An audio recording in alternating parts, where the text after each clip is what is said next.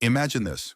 One bank account had only 70 pays, that is 1 cent, and the other had $158 or $2.26. Now think how someone could survive life with so little money.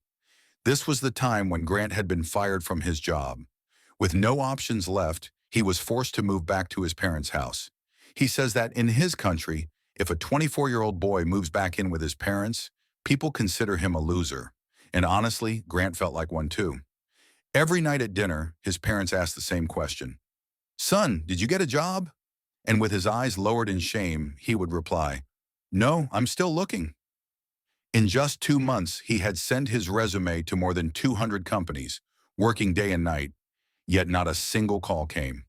One day, completely frustrated, he went to an empty ground and lay down staring at the sky, questioning his life.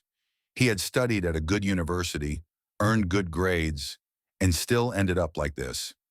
He remembered his father's advice to take a job even if he didn't like it, believing he would adjust with time.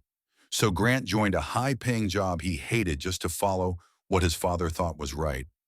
But despite everything, his life reached a point where he had barely 10 rupees in his bank account and was unemployed.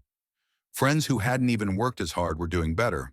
Some had businesses, others were settled in jobs, while Grant was dependent on his parents. That moment changed him.